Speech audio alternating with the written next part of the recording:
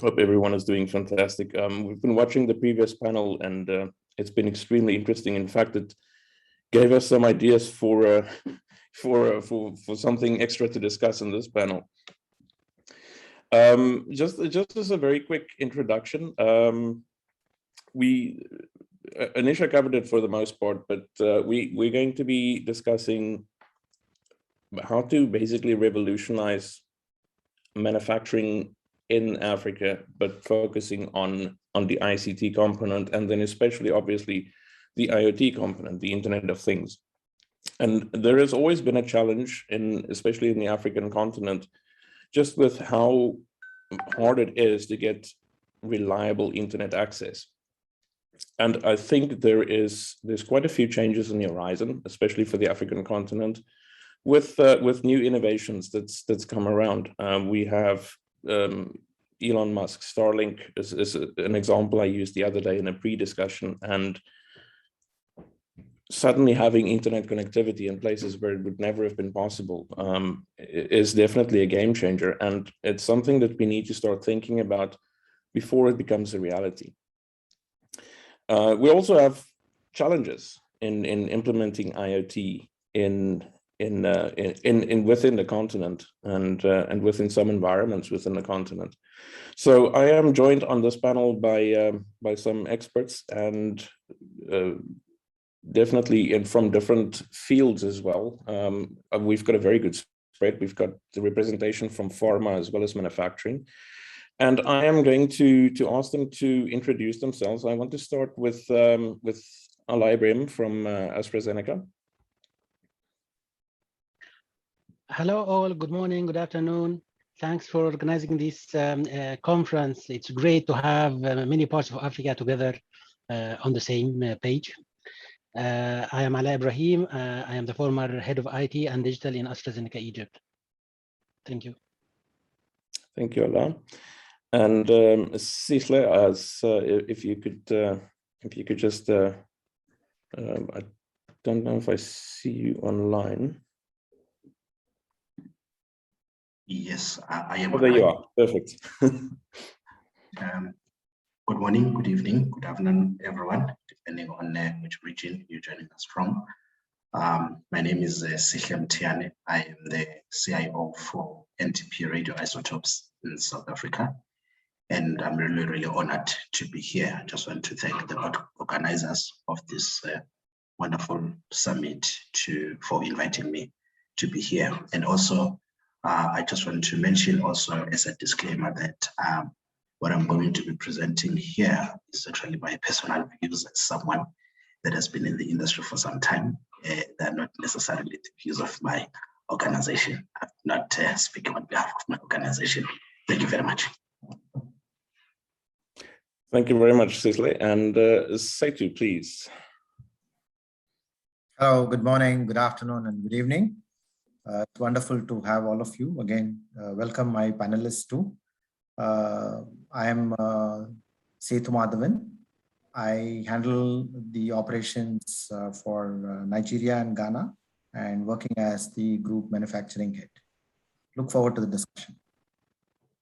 Thank you very much, Sethu. And then lastly, we get back to me. I'm Rean Opperman. I am CTO for Afriplex Pharmaceuticals based near Cape Town, South Africa. And I am also like Sihle. I would say that I'm speaking from personal experience and not necessarily on behalf of my company. It's just that I think all of us have been active in the industry for so long that we've got a pretty good grasp on what the realities are and what the challenges are, especially what the challenges are in transforming industry. So if we get to some of the discussion points, and I'm going to throw this to the panelists pretty much all the time. We are basically we had a quick discussion before the summit, and we came up with 4 core discussion points that we would like to cover, and I'm going to cover them basically one at a time. And I'm going to start with the most obvious one is, excuse me, is how you would position your organization to have a competitive edge when it comes to connected factories with IoT.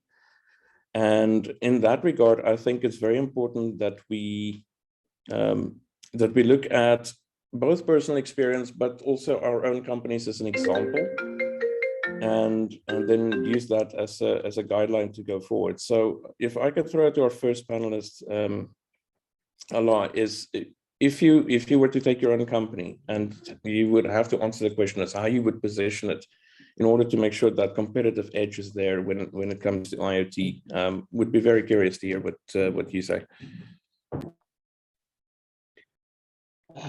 Okay, let me start with going to the big picture. Actually, as Mantla said, let me borrow her words here. Being automated and implementing IoT, it is not a goal by itself, but actually it's enabler. The ultimate goal here is to provide easy and faster access to our patients everywhere. So to be able to provide this easy access and fast access to the product and healthcare services, we need to have higher production. Products should be everywhere. That includes supply chain as well, in addition to the manufacturing. And to have this large amount of products, we need to have efficient production with lower cost, less human errors that increase productivity with minimizing the cost. The key here is to have this part of automation. To automate things, we need to have better understanding of how we produce our products. To understand, we need to dive in, understand each part of our process, each elements. Where are the bottlenecks? How different functions integrate together? How to make our process more lean? Remove any non-value added works, minimize or eliminate human errors. So to understand this, the best thing is to have data collections from each part of our products manufacturing process. The IoT could be the solution here. It can collect information and data about each part of the process 24/7. Even if we are not inside, the monitoring people can see the data and the logs all the time with the help of the data analysts and process specialists can identify the areas where improvements are required. But a key here also is to standardize the process. If we have multiple production lines, if we have multiple production sites, to enable this process, it has to be standardized so that when we collect data from different parts, different lines, different sites, it would be easily to integrate, it would be easily analyzed, and then actions could be defined and taken into practice. In addition, to be able and ready to implement such a new direction in industry, I believe there are some basics that need to be prepared and be established, like source of power. There should be power available 24/7. We are thinking here of increasing our production, so we should be ready all the time. There's no reason to have hindering sources. We have to have internet connection, as you mentioned, Rean, that internet connection should be there, established, available, because mostly of the data extracted, we need to have it stored in the cloud to overcome the size problems and the analytical tools required to analyze this data, because usually after some time, it is going to be a huge amount of data. So we need to have this cloud embraced, the tool prepared, and also we have to consider the people upskilling. We might have some elements of workforce not needed maybe, but absolutely we will need to have different set of skills for new people to do the new work. And I will leave the floor to the other parts to discuss it later. Thank you, Alaa. I absolutely agree, and I think that one also needs to be mindful of just how much data and how much bandwidth is required and what all needs to be processed, because it's easy to say that implementing IoT is going to solve all your problems, but implementing it in itself is going to pose a whole new set of problems that need to be addressed. Sihle, I would pose the exact same question to you, and I'm curious to hear your thoughts. Thank you, Chair. And I think, Chair, I mean, having been part of the session since the beginning, listening to what other colleagues have mentioned, actually a lot has been mentioned. I think one doesn't want to sound like a broken record where you are repeating the same thing that has been said.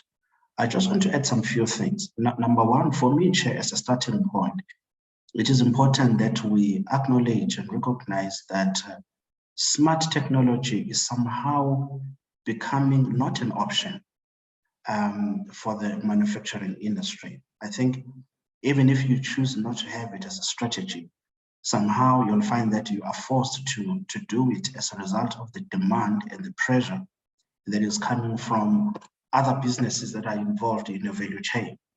So for me, I see it as something that is really, really inevitable. It's really not a matter of if, but it's a matter of when. I always say that you really cannot do the today's business using yesterday's methods and still hope to be in business tomorrow. It is important that we also keep with times so that we make sure that we are in existence tomorrow. But again, what is also the starting point for me, if we want to take this journey, I think one of my colleagues has actually mentioned it. It's around the governance frameworks. Now, that is around the policy development and implementation, because it is important that as much as you do everything that you want to do, but there is a lot of compliance and safety processes that need to be adhered to as well. And I also acknowledge the challenges around there, around maybe cybersecurity challenges and all of those kind of things. I think maybe we're still going to get to that when we're talking about the challenges. But I think what is important as a starting point is that we need to make sure that our governance framework is ready to embrace this digital technology. I'm just thinking of the organizations probably that have been in existence for many, many years. It's very, very easy to be comfortable in the way that they've been doing business over the past 40 years or 50 years. And then it becomes difficult to embrace the new change.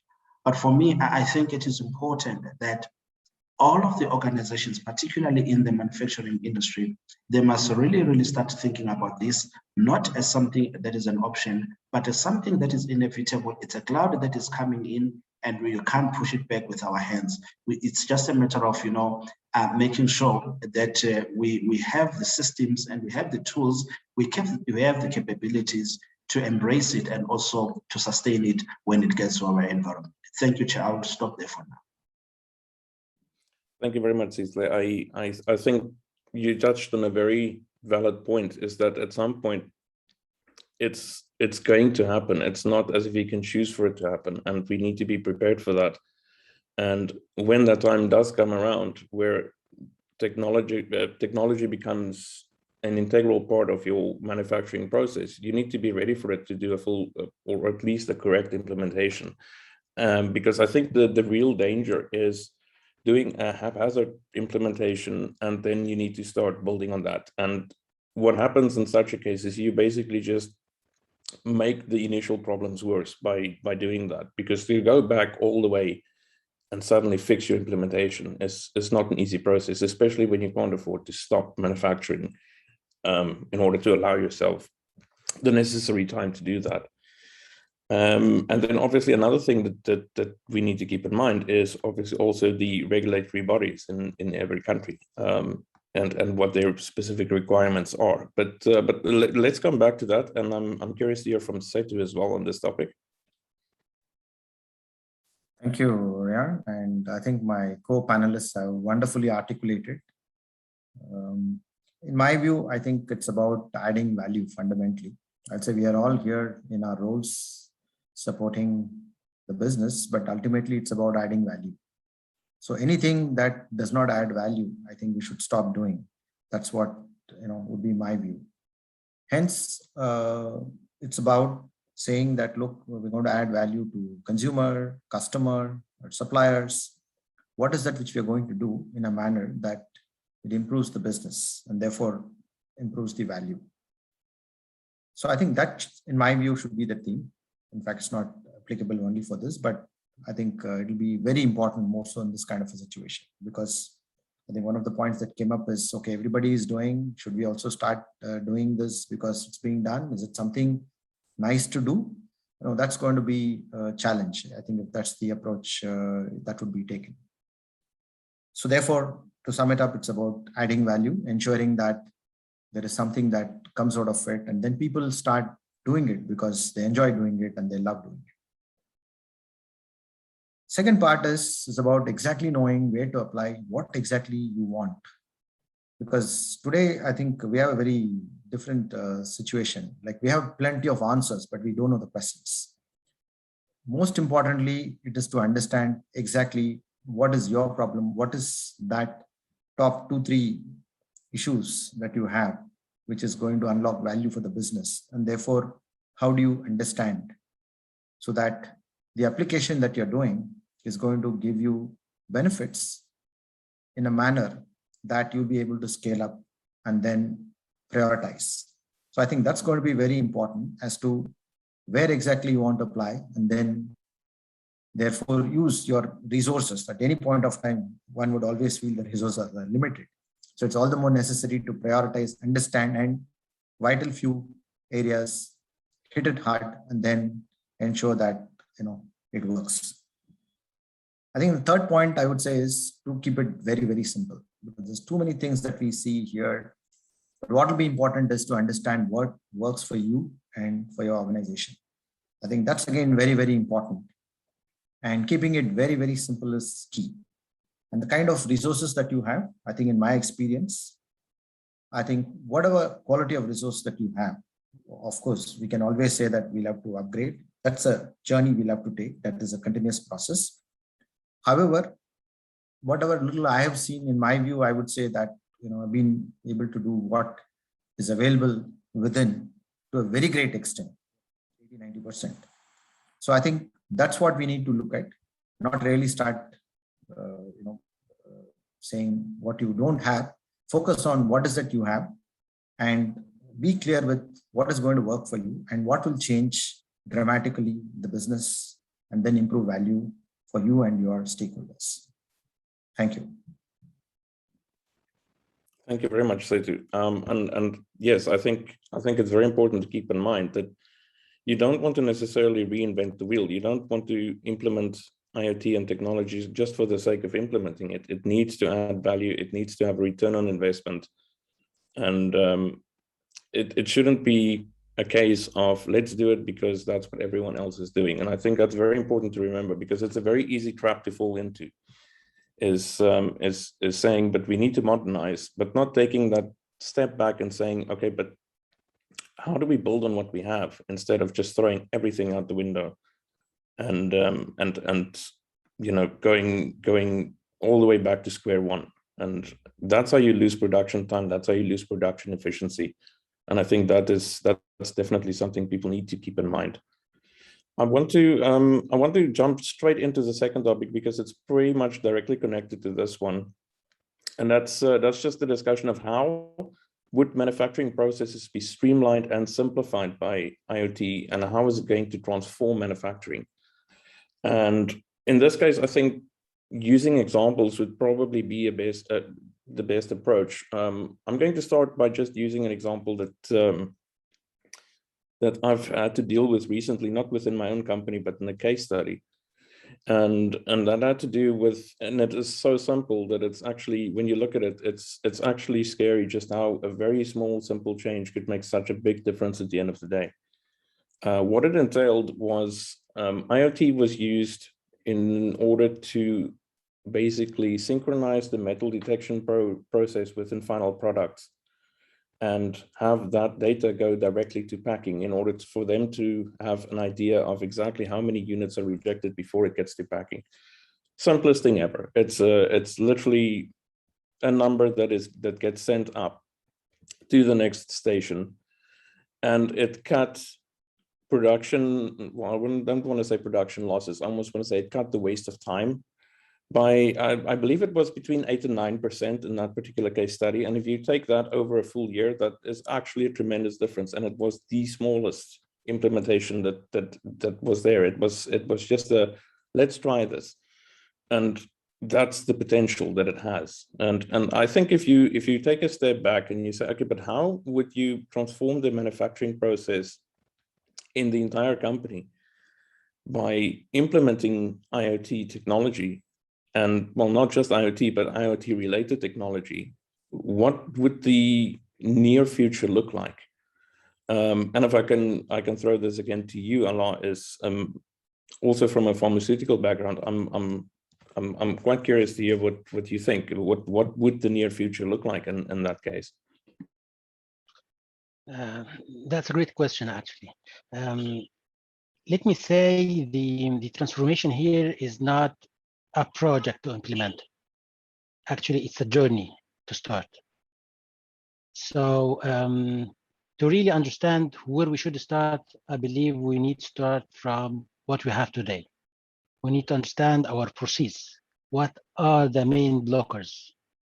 What are the main areas that need to be improved or give us challenges that minimize our productivity or increase our cost or have most downtimes? Okay, we need to leverage our understanding. And as you mentioned, we might find that small changes can give big outcomes. We need to start with this. This is called quick wins. And also we have to think big and start small. Think big, that means that we should have like the future ultimate process in our minds and in our documents, and then prioritize the areas that we want to start with. That depends on our machines that we have today, the capability we have in our sites, that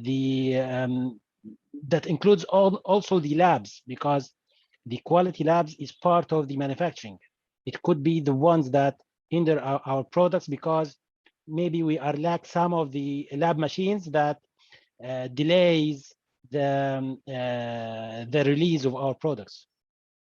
So these are areas that we need to identify, find the best solutions that fit today and in the future as well.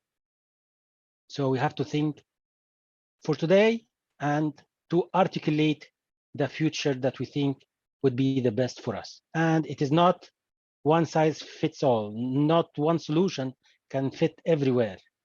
We have to build our own solutions with the offers. We have multiple offers from everywhere in the world that we can select from and implement. Depends on our needs. That's what I think where we can start to have our automation and IoT journey. Absolutely. I think you touched on a very, very important point in that you need to think long term, but while you're thinking long term and planning long term, you by all means should go for the low hanging fruit first. There's no reason you can't go for the quick gains while you get your long term plan in place. And I think that's, I almost want to put myself out there and say that's the only way you're going to get buy-in to the IoT and technological revolution concept is if you can show positive ROI early on, rather than only on a 5-year plan, 100%. Sihle, your opinion on this point? Thanks, Rean. I think Alaa actually articulated this very well. Actually, I shouldn't be saying me too, and then and then keeping quiet.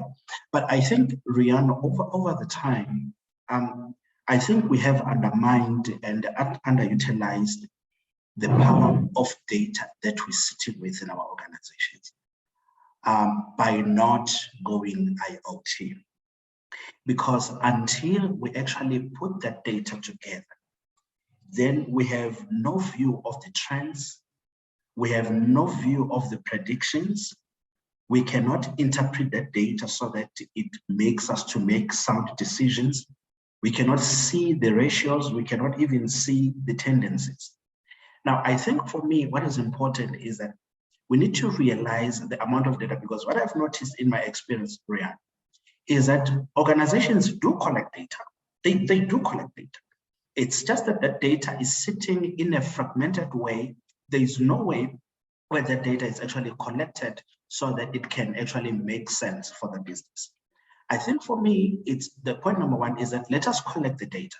Obviously, it's not every data that is worth collecting, because other than that, you'll be, keeping things that you don't want to keep, and you'll be, filling your servers for the data that you're not going to use. Number one, we need to know the kind of data that we need in our organization. What data is critical in our organization, so that we can collect it. And then once we've collected it, then we put the necessary tools on top of it so that we make sure that it gives us the information that we need. Because I can tell you, Rean, there is a lot of efficiencies that we can actually derive from the data that has been collected and that is used efficiently. There is a lot of productivity that can improve. And as well as in terms of seeing the trends, it can also help you in the marketing space as well to know how much do you need to produce for who, because you can actually analyze your clients and your customers in an efficient way. So I think for me, the best thing is to look at the low-hanging fruit for your organization. I have always said, and I think Alaa also said this earlier on, to say it's important that IT executives, they understand the business first before they understand technology.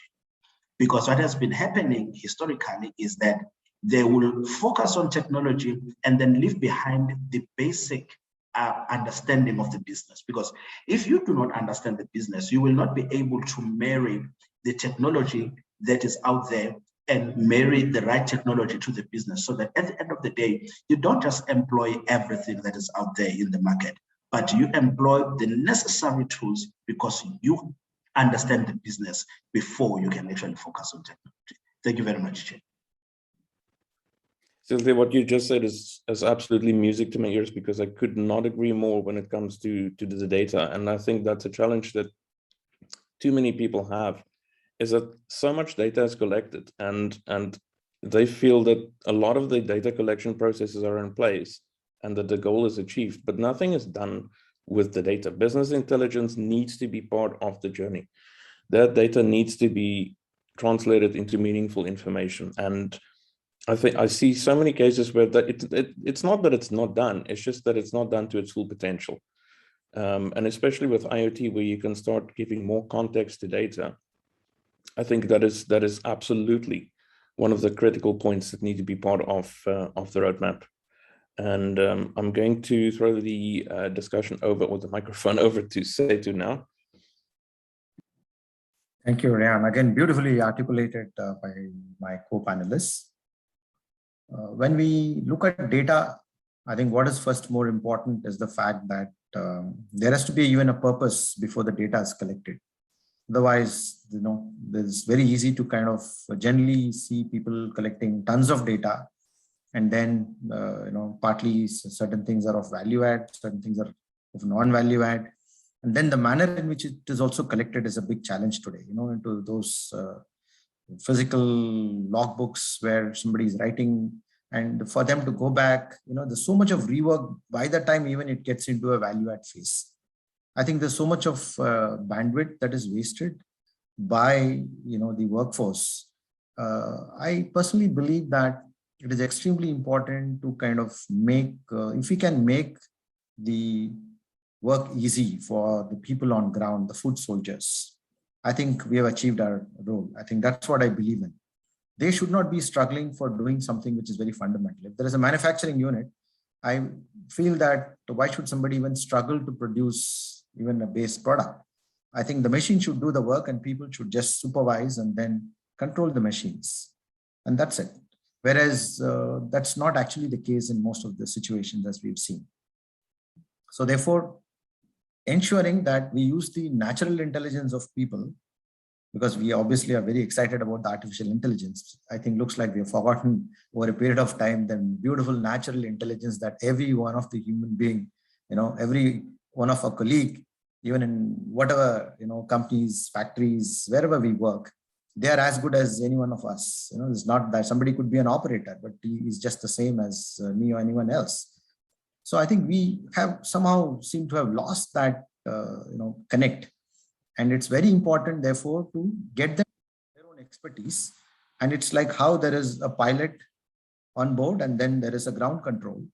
I think that same kind of analogy is what I would use. The operator should be just told what to do at that point of time, what to intervene and how to deal with it. That is his expertise. You shouldn't start analyzing data, then trying to do it. I think not everybody should be trying to do everything. That's not something which is also required in my view. So make it simple, put some, visual, management systems. And that's where the IoT is a phenomenal, enabler, telling them what is it, draw the range, what is min, what is max, what is normal, what is abnormal, what is the standard. And all of these practices we've seen over so many decades, generally plants have these operational excellence or whatever they would call it. So we need to use the people basis their expertise and make it easy for them, basis the inputs that keep coming from everywhere. So that's number one. The second point to me is, I think this is also articulated well by Alaa, need to have a big picture. Finally, it's about saying that, what do I see? Am I visualizing something where there is no defect? I produce, something on a zero base. I don't even have, a single waste that is produced or losses. In fact, we have a concept which is called, zero is the real hero. For us, it's like how to make zero. Losses should be zero. The wastages should be zero. The downtime should be zero. The accident should be zero, and so on and so forth. So that's one mindset. And basis that mindset, one needs to work on pilots across various functions, safety, quality, cost, delivery, maintenance, and taking these pilots in areas where there is significance will be extremely important. And those pilots, when you run it, finally, end of the day, it's like very simple. You're going to have a sensor and then have all of this data collected real time.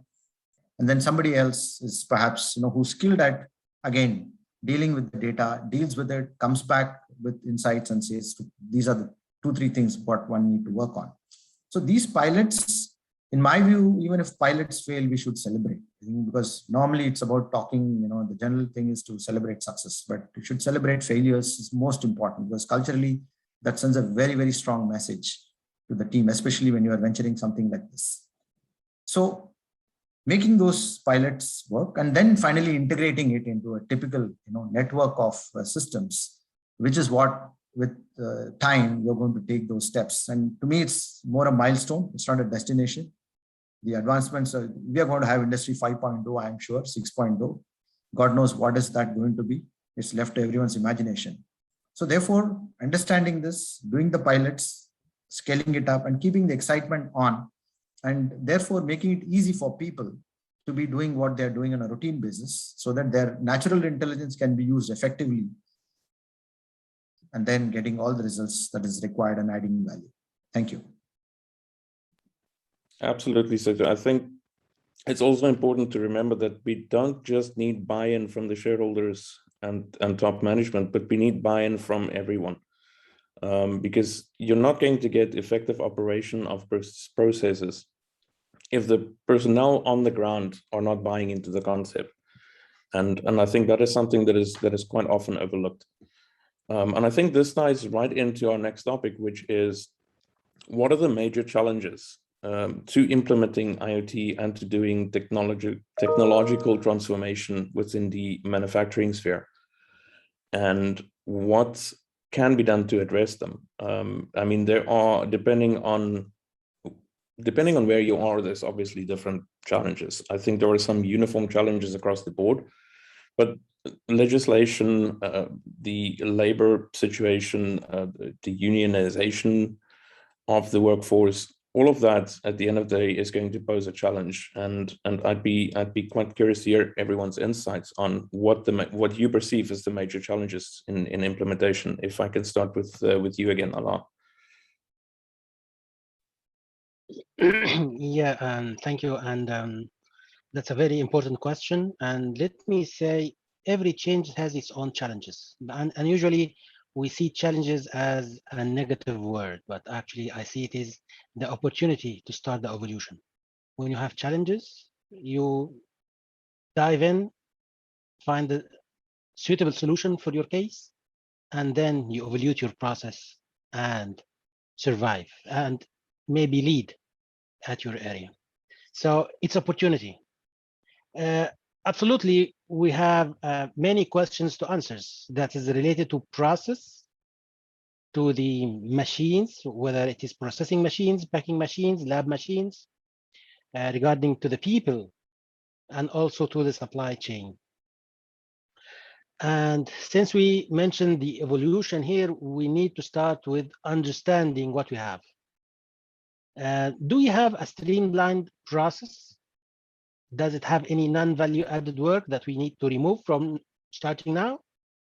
Do our functions works as a collaborative teams, manufacturing, laboratory, quality, warehousing and inventory, packaging? Does it work or as silos or as a collaborative team? So we need to eliminate any silos in our manufacturing process. Then I believe we have to look to our machines. Does it require upgrades? Do we need to make enhancements to our machine to be able to put these devices on and collect data? Do we have the right platform where we store these data and have the right tools to analyze the data?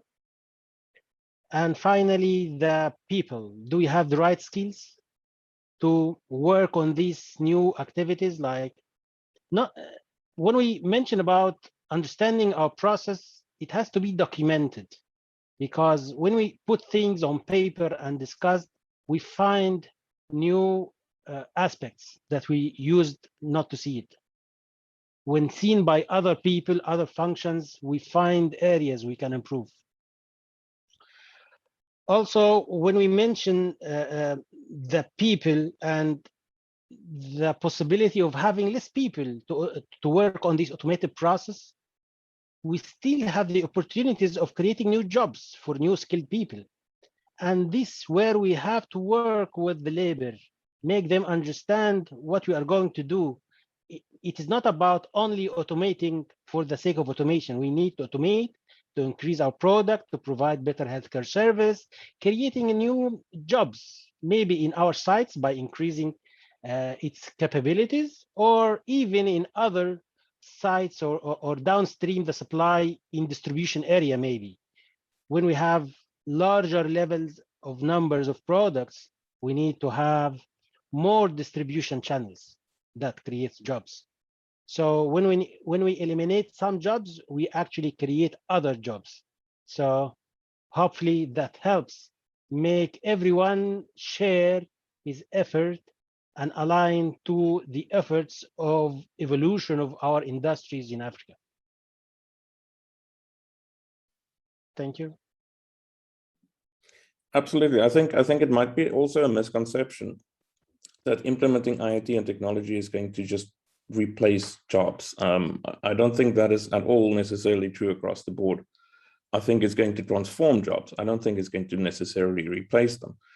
And I think that's the first hurdle, is in convincing your labor unions and your employees of that, is that implementing technology does not necessarily mean there's going to be layoffs. It just means the way you work is going to change.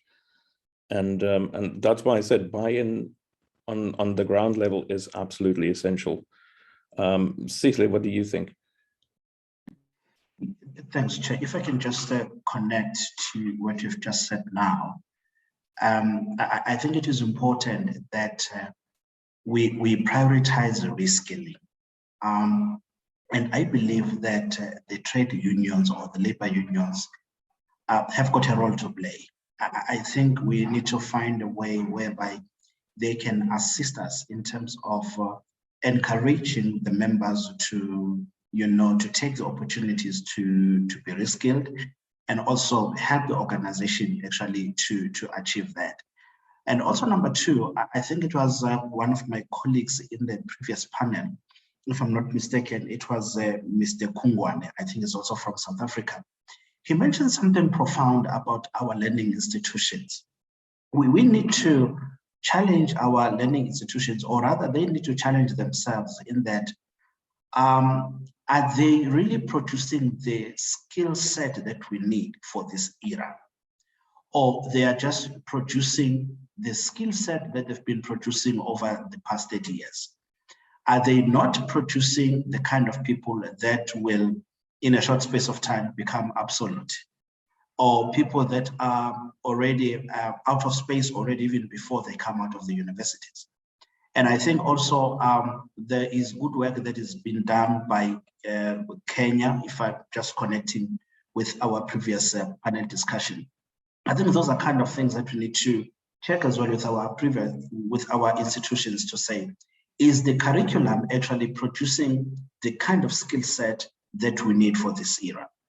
But number two, what I've also noticed, Chair, sometimes the reason why, or rather the other challenge why most organizations are not migrating easily, it's because of, there is a challenge in terms of the ease of migration.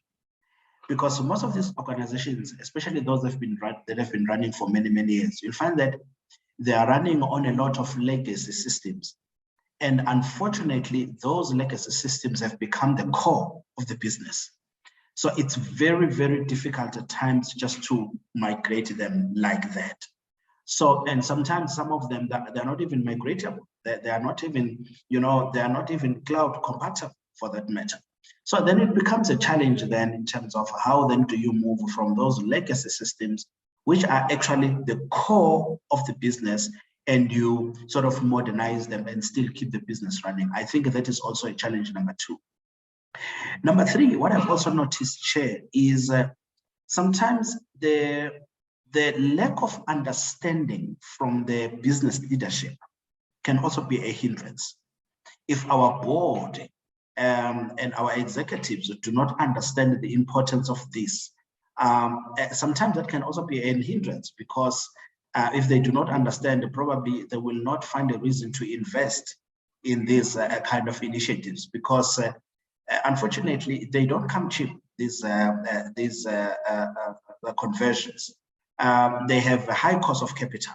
So if our boards or our executives are not necessarily understanding the impact, especially that it is important that we notice that, the benefits around these migrations, the benefits are not realized immediately. Sometimes it takes, it will take you some time before you can actually realize the benefits. Sometimes it can even take you 2 or 3 years before you can actually realize the benefits.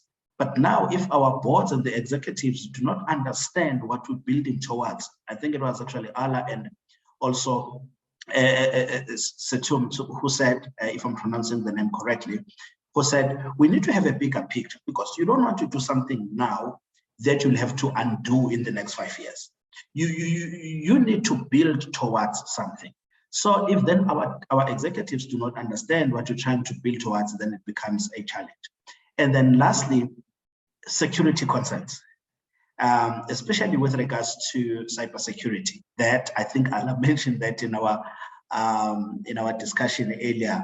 Late last week when we were preparing for this, to say, as much as we're doing all of these things, but everyone is concerned about the security around the cybersecurity, as well as data security, because sometimes when you're using these cloud providers, the big question that still remains is, what happens to your data when you change the suppliers? Okay, and that is a question that most of the people have not been able to answer today, including myself, to say, if you change the service provider tomorrow, what happens to your data that was sitting with your previous cloud provider? So I'll stop there for now, Chair, and thank you for the opportunity. Thanks. Thank you, Sihle. Yes, I've actually studied an example a few months ago about exactly that, and it was the ownership of data, and it led to lawsuits that was absolutely never ending because of exactly that. And I think it's good that you highlight that, because people often overlook that. Sethu, your opinion? Wonderful. I think all the key points have been covered. Just want to add basis, my learnings. In my view, this is a change management challenge. Any such initiative of this size, it's very, very important that there's absolute leadership driven, like what Sihle mentioned, from the board, and then clearly driving the agenda in a manner that this is what should be, the place where we should be after whatever periods of time, so that there are milestones, and then this is being clearly understood, and then the value that comes out of it is also being kind of calibrated. So I think that's very important. And most of the time what I've seen is people down the line is just about communication. Somehow Industry 4.0 and all of these buzzwords tend to kind of really shake up people. They think, okay, it's something else. We left the university years ago. Incidentally, that way I tell them, look, I graduated 32 years ago, so I am the most obsolete guy today. But fortunately, what happens is, this is where, like, the natural intelligence that all of us have, we have a great opportunity. And today, each and every individual, irrespective of his formal education, is bombarded with technology, and he's so conveniently using all of those. It's just a mindset, no? Today, everyone uses a mobile phone, ATM, whatever you look at generally around. So it's not something which is new. So I think clarifying this, getting them to know, providing them the confidence that, look, you are operating a machine, and therefore what you have as a technology in the machine is what this is going to pull in and then read. There's nothing great, strictly speaking, happens. So I think it's important to kind of clarify this, communicate, keep it simple, so that the whole process is understood and people join this whole movement and then lead ultimately. So I think that's something which I would personally be very proud of. This is the kind of teams I work with, and they're really surprised. Initially we've started off, and after that, they come and tell us, look, this is what we've done, and then they go beyond your expectations. So I think creating that excitement is very important. That will come out of a proper change management plan, which is executed right. I think there were discussions about the reskilling. I think with technology coming in, we are only upgrading people. Look at maybe a few decades ago, where people were doing the job that today machines are doing.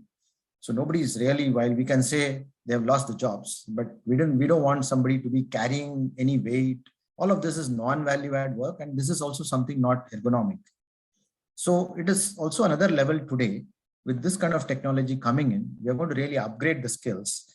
And in my humble view, I would say that there is enough that can be kind of brought into the people whom we have, and with their natural intelligence, and achieve.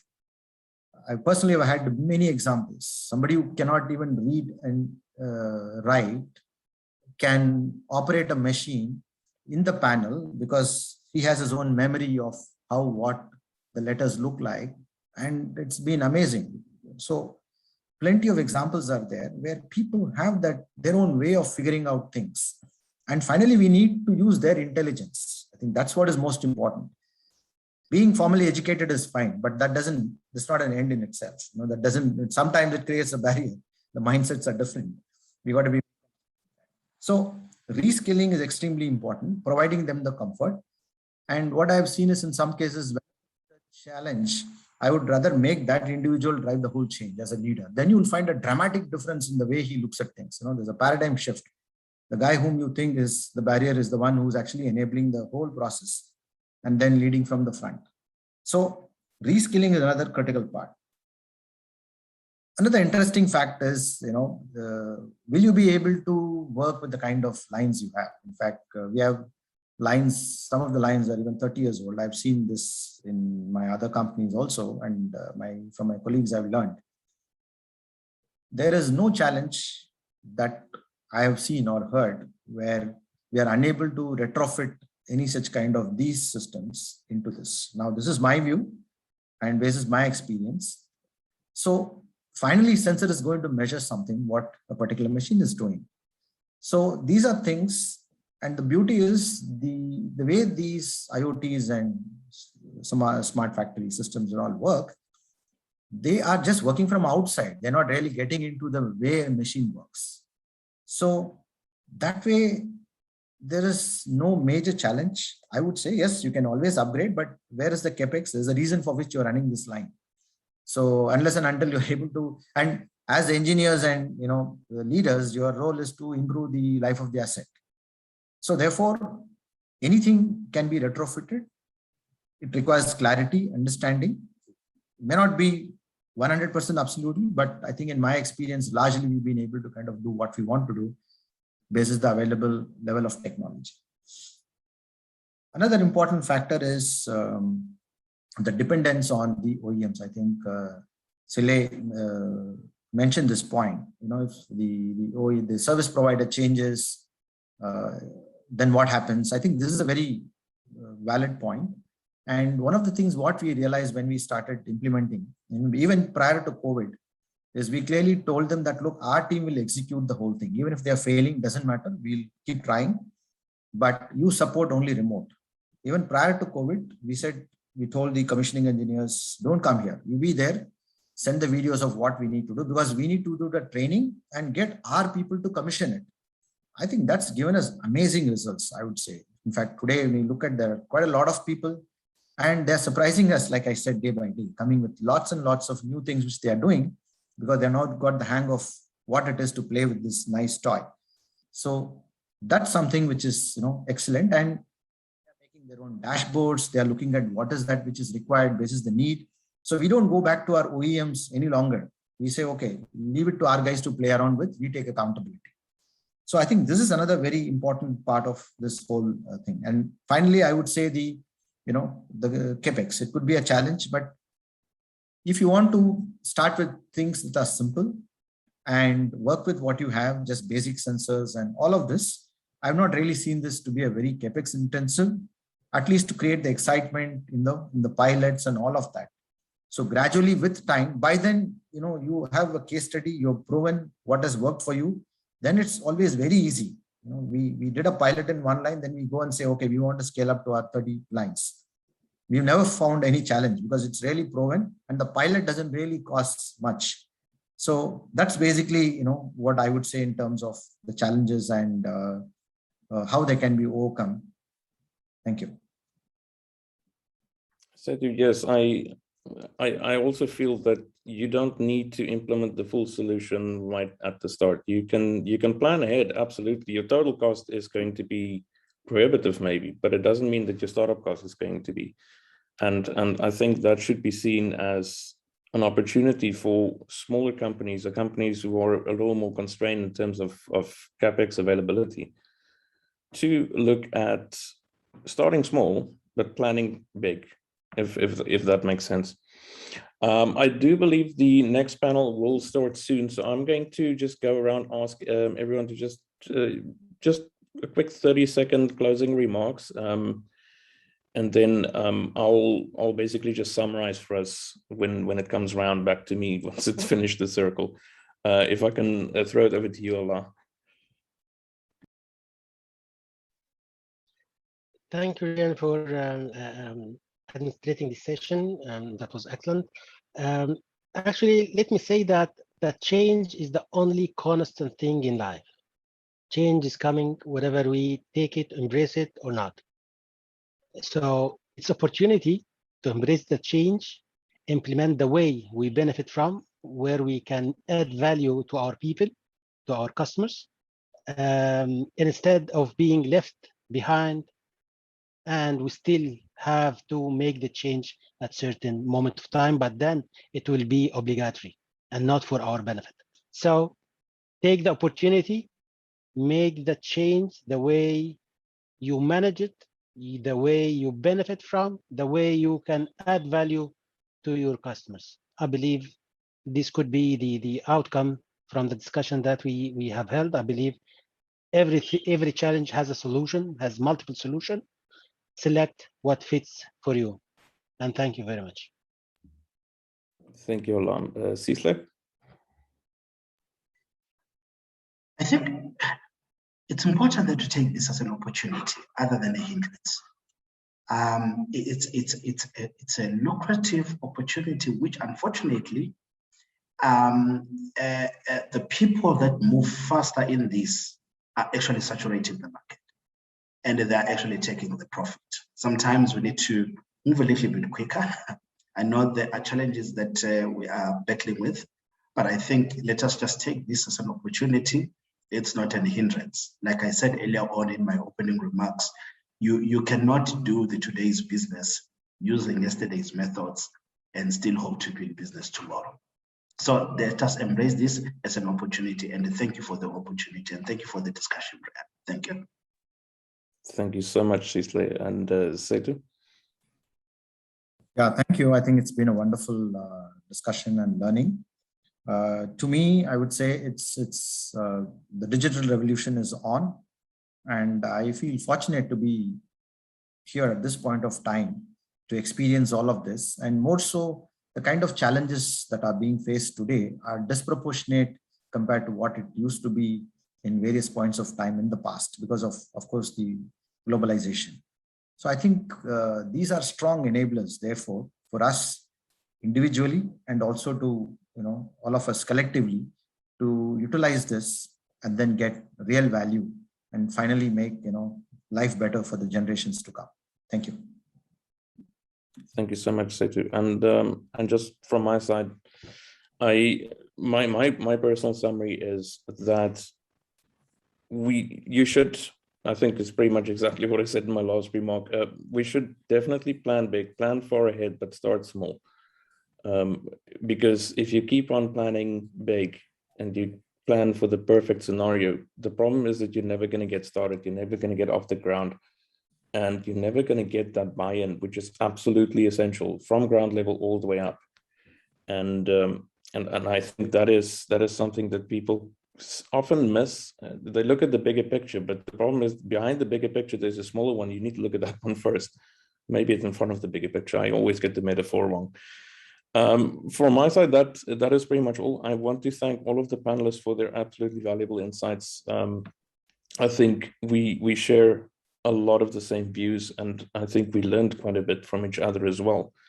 And I foresee there will probably be some discussion after this conference as well. I think some valuable connections were also made today. So from my side as well, to the panelists, to the organizers, thank you very much. And it was a pleasure being here.